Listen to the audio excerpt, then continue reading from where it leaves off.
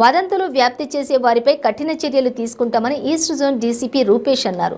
గణేష్ నిమజ్జన ఊరేగింపు, మిలాద్ ఉన్ నబీ పండుగల నేపథ్యంలో ఆయన శాంతి భద్రతలు పరిశీలించారు. పోలీస్ సిబ్బంది 24 గంటలు అప్రమత్తంగా ఉండాలని సూచించారు.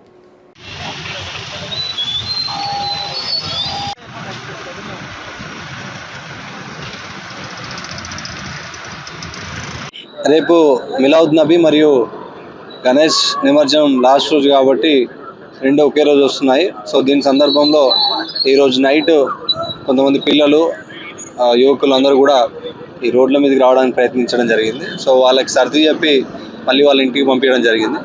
సో రేపు గణేష్ విసర్జన్, మిలాద్ నబీ రెండు ఒకేసారి వచ్చినప్పటికీ ముస్లిం మత పెద్దలందరూ కలిసి మిలాద్ నబీని 1వ తారీఖు పోస్ట్పోన్ చేయడం జరిగింది.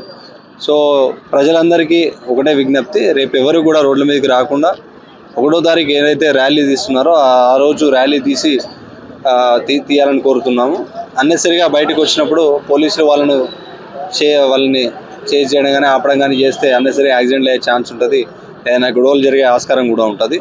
సో దయచేసి పోలీసులకు సహకరించండి, ఎలాంటి పుకార్లను నమ్మొద్దు. సో ఆల్రెడీ అందరూ మత పెద్దలు అందరూ కూడా ఏకాభిప్రాయంతో 1వ తారీఖు నాడు ర్యాలీ తీయడానికి ఒప్పుకున్నారు. సో దాన్ని పాటించండి.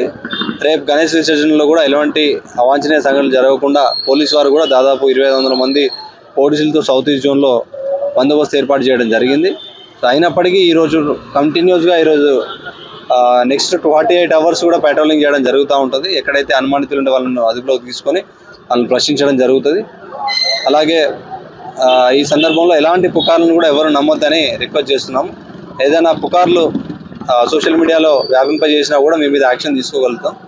ఏదైనా డౌట్ ఉంటే లోకల్ మీడియా కానీ, వాళ్ళకి ఏదైనా డౌట్ ఉంటే లోకల్ SHO కానీ ఏసీపీని కానీ అడగండి. మా సైడ్ నుండి అఫీషియల్ స్టేట్మెంట్, అధికారిక స్టేట్మెంట్ ఇవ్వడం జరుగుతూ ఉంటుంది. అంతేగాని ఎలాంటి పుకార్లను ఫార్వర్డ్ చేసి అన్నెసరిగా కేసులలో ఇరుక్కోవద్దు. అలాగే ఈ 2 రోజులు కూడా ముస్లిం పేరెంట్స్ మరియు అందరూ కూడా రిక్వెస్ట్ ఏంటంటే బయటికి పిల్లల్ని అలో చేయకండి. సో ఏదైనా జరిగితే అది అందరికీ బాధానీయం.